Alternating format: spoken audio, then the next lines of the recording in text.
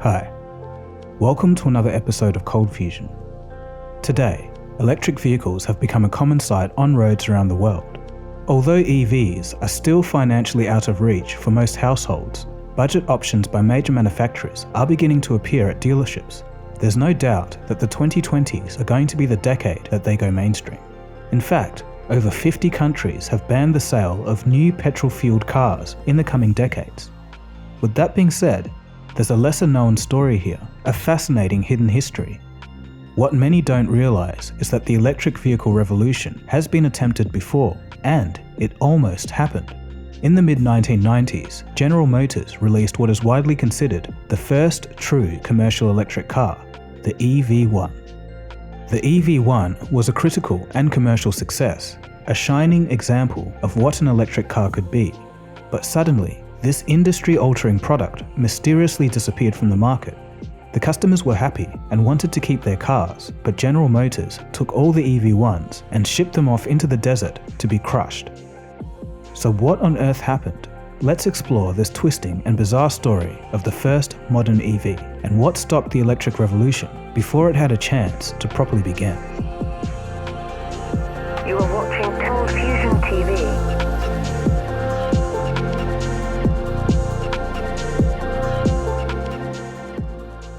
It's hard to believe, but there was a long time ago when EVs dominated city streets. Astonishingly, electric-powered wagons predated gasoline-powered cars. The first of these came in 1884. It was a patent by Thomas Parker. Although it was a great start, it was more of a hybrid steam-powered car than a truly electric one. But in 1888, German innovator Andreas Flocken manufactured what historians regard as the first true EV. Not long after, Carl Benz invented the motor wagon, which was the basis for the automotive industry of the next century. But even with the competition of gas-powered options, the public still preferred electric. Why? Because they ran smoothly and they were quiet. Meanwhile, gas-powered vehicles were loud, produced smoke, and needed a lot of muscle to start because you had to use a hand crank. In 1894, the first American EV company was founded, Morris & Salem Electric Carriage and Wagon Company. And by 1897, electric taxis had hit the street, and the floodgates were open. The industry was flooded with EV innovation over the next 10 years. There was a 12-seater electric carriage that could travel up to 20 miles per hour, and another electric car could do 25 miles on a single charge. How about a massive 5-ton electric truck? It was manufactured by Baker, a company with 17 different other electric models in its lineup by 1907. The 1910s brought style and class to the EV industry, with a large number of upper-class models being released. For a time, electric vehicles ruled the roads. It looked like the next century would be filled with clean, whisper-quiet transport. But it wasn't to last. In the mid-1910s, things began to change. The invention of the muffler and electric starter reduced the petrol car's engine noise and need for a hand crank, respectively. Road infrastructure was also improving, eventually requiring vehicles to travel at higher speeds. There was also a decade of massive crude oil deposit discoveries globally, pushing petrol prices down and reducing operating costs for gasoline-powered vehicles. At this point, EVs just couldn't keep up. The EV industry basically went silent. There was a small revival in the 60s and 70s when environmental concerns were front of mind, but there wasn't anything of real note until the 1990s. In the early 1990s, the Los Angeles city population had reached 3.5 million people. Collectively, this population owned an incredible amount of cars. Subsequently, pollution had risen to dangerous levels. Pollution was measured to be higher in LA than all other states combined. This was a massive public health issue, so state politicians and environmental departments started directing their attention at the millions of gas-guzzling vehicles on the roads. Policymakers pushed for lower emission, clean-burning vehicles, which some car manufacturers were happy to explore.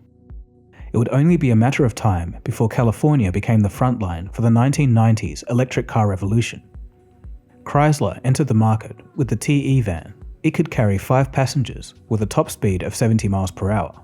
However, this wasn't enough to impress consumers, and they only produced 56 examples due to the low interest. Another company, Sebring Vanguard, released the Kiewit, a 2-seater minicar. and another early 90s EV company called Solectrica released the Solectrica Force, a converted Suzuki Cultus. There was a lot of activity going on, and it must have been exciting to see such rapid innovation back then, much like is happening today in the EV market. The most integral car of the time was produced by General Motors. It was called the Impact, and it was unveiled at the 1990 LA Auto Show. It was a sleek, modern-looking electric vehicle that could reach impressive speeds of 180 miles per hour. The Impact was built off the back of the Sun Racer concept car, which gained attention after winning the 1987 World Solar Challenge, a trans-Australia race for solar-powered vehicles. Although GM had intended to produce 5,000 commercially viable cars, the Impact never made it to showroom floors, but it did pave the way for the first real contender for the mainstream EV market. Hello, I'm Bob Purcell, Executive Director of General Motors Advanced Technology Vehicles. I am excited to have this opportunity to welcome you to be part of the team that is about to make automotive history.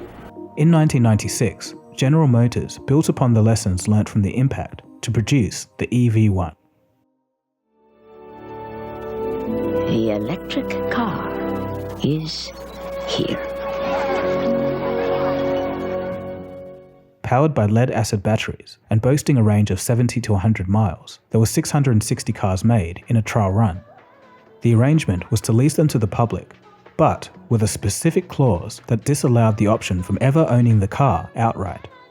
This strange arrangement was a foreshadowing of what was to come. Today is the first day GM's electric vehicle will be made available for lease to the general public on the West Coast. Celebrations are being held today at Saturn retailers in Los Angeles, San Diego, Phoenix, and Tucson, where the EV1s are in stock. But this car isn't for everyone. In fact, GM expects that most of its customers will earn over $150,000 a year and not mind paying up to $650 a month to lease a car that is kinder to the environment. The General Motors EV1 was a massive hit. It was praised for its speed, high-tech accessories, and received the level of hype that would only be later seen by Tesla. It was all looking good for electric vehicles, and General Motors, a trusted brand in the industry, was on board. Momentum was building. Well, it's actually very quiet, very refined, very quick, and very drivable. In essence, a jolly good little car. Make no mistake, the days of the internal combustion engine are definitely numbered.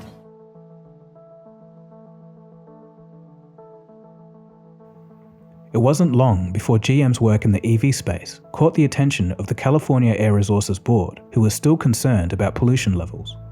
The board saw advancements being made as an opportunity to push for more significant emission reductions. A mandate was passed by legislators. It stipulated that if automakers wanted to sell their cars in California, a percentage of the vehicles needed to produce zero emissions. The number of these zero-emission vehicles would start at 2% and would rise yearly until petrol-fueled cars were completely phased out. Initially, manufacturers were eager to comply with the mandates as they saw the success of GM's EV1. Thus, more and more EVs appeared on the market. Most brands, such as Toyota, opted to convert their existing models into electric, for example, releasing the RAV4 EV. Honda unveiled its EV Plus model, Nissan started selling the Ultra EV, and Chevrolet put out the S10 electric pickup, which Ford responded to with their Ranger EV.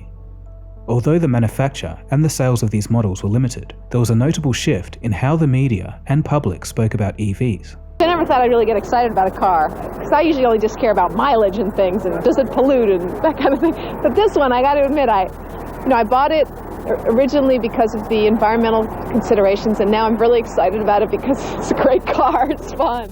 Of course, there was still much skepticism, as is always the case with impending, large-scale change. There was a lack of faith in their towing capacity, fears of depending on unknown technology, and the uncertainty over the ability of charging stations. Some of the same conversations are going on today. EV1 is aimed at a very small and select audience of techies and environmentalists who want no more from their cars but a 100-mile range between charges. But they do want to make a statement. GM is to be commended for being the first on the block, but surely the EV1 is not yet ready for mass consumption. This growing skepticism led to a backlash against the shift, and the Californian government faced pressures to remove the mandate. a protest movement grew, with consumer groups like the Californians Against Utility Company Abuse forming. These groups, backed by local businesses, lobbied against the mandate and against the installation of charging stations, claiming it was a waste of taxpayer dollars. This caught the attention of EV enthusiasts. For them, something smelt fishy. Why would anyone vehemently oppose such minor issues such as charging stations? An investigation would soon be launched. It didn't take long to discover that these anti-EV groups were not grassroots movements by concerned citizens. They were well-organized, intentional campaigns backed by the oil and automotive industry. It didn't stop at local council meetings either. Major oil companies like Mobil took out ads in significant newspaper publications, contesting the effectiveness of EVs in an environmental sense. Arguments were made that the environmental cost of electricity through coal plants was more significant than the straightforward burning of petrol, and that EVs were just heavy polluters, only with more steps. While the specific arguments that they made were eventually debunked, the damage had already been done. Auto manufacturers began to get nervous, and they joined the pushback. The California phase-out mandates were now opposed not just by oil companies, but the car manufacturers themselves. And now the California authorities were forced to negotiate terms with the automakers. An agreement was made and the mandate was altered. A change was implemented that stated that car manufacturers were only required to produce EVs based on customer demand. It was now up to the automakers to build the large numbers of EVs that the public were calling for or persuade them against them. Those within General Motors' electric division claimed to have spent more than $1 billion on marketing the EV1 over the 4 years between 1996 and 2000. It built a solid portfolio of interest among the public, but GM executives claimed that the numbers were never high enough. It was later uncovered that there was an extensive waiting list, about 4,000 people long, but it's alleged that internally, General Motors was doing everything in their power to dissuade the public from signing on to an EV. By the time their convincing was done, only 50 people on the waiting list remained. These numbers, however doctored they may have been, were enough to prove to the Californian authorities that there had been relatively little interest in EVs in California. In 2001, General Motors shut down the EV1 assembly line and let go of all the staff on the EV team. Other companies followed, with many Asian manufacturers like Toyota focusing on hybrid technology instead. US companies took things a step further, filing legal action against the state of California over the mandate.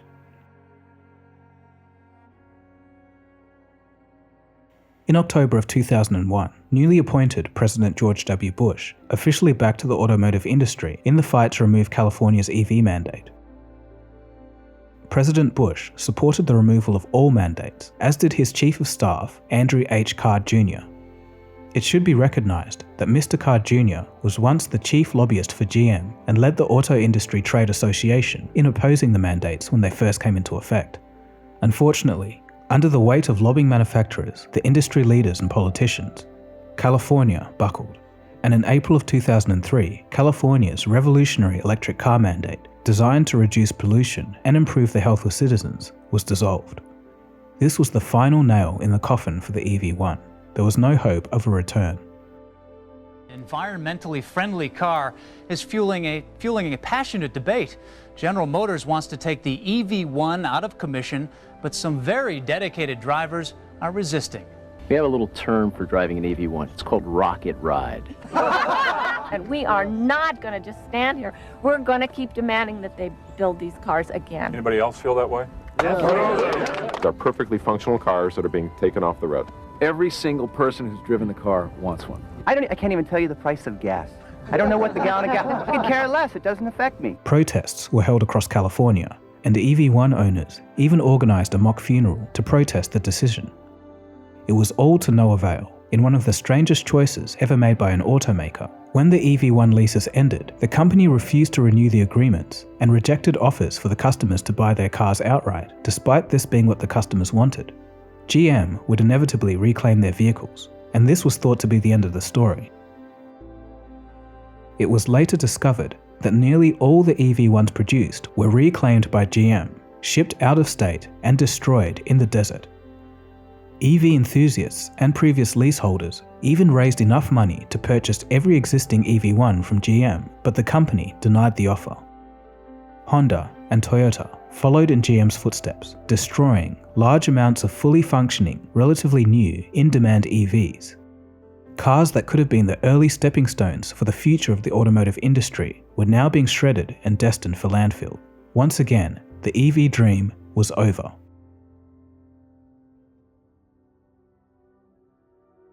The biggest question still remained: why was this happening?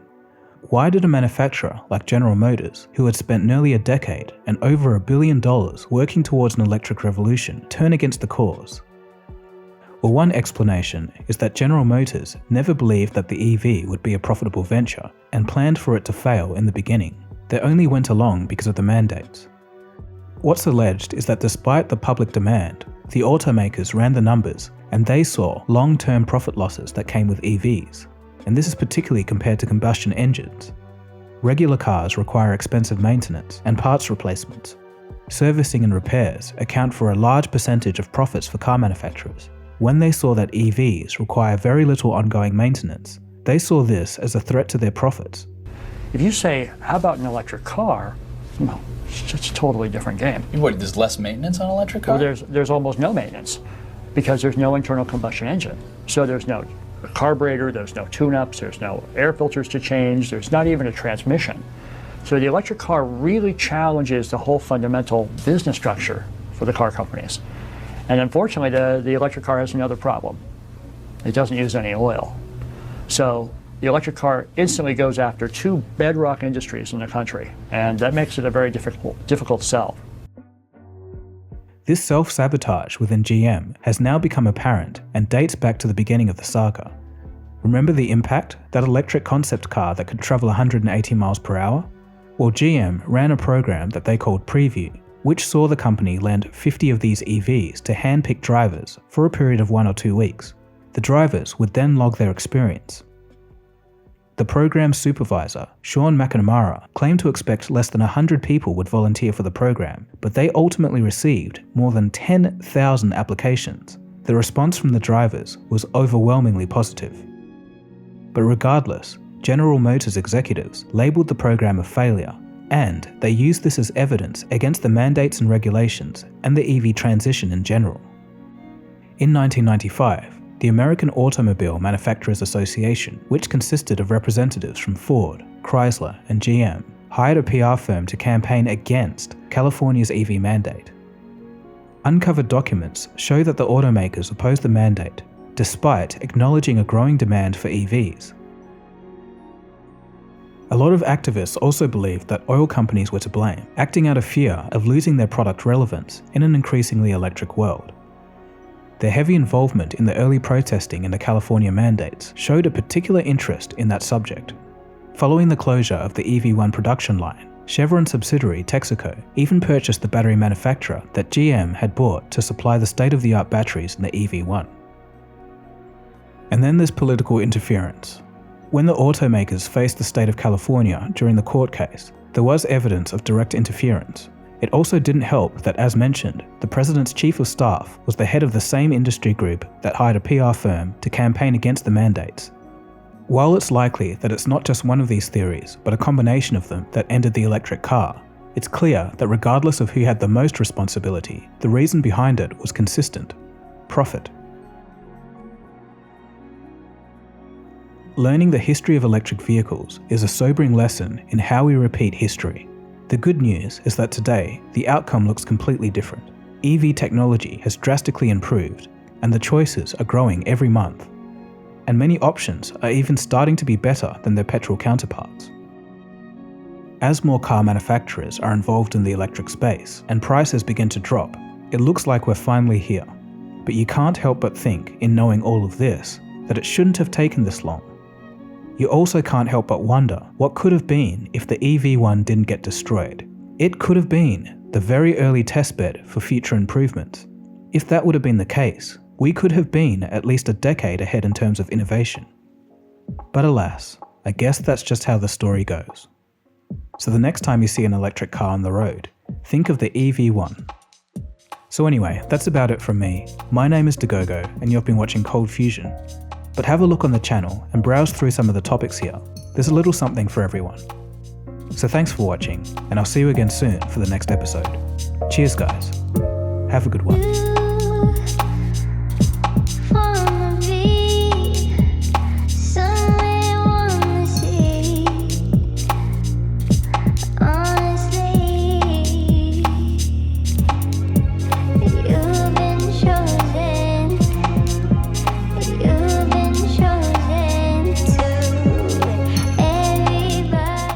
ColdFusion.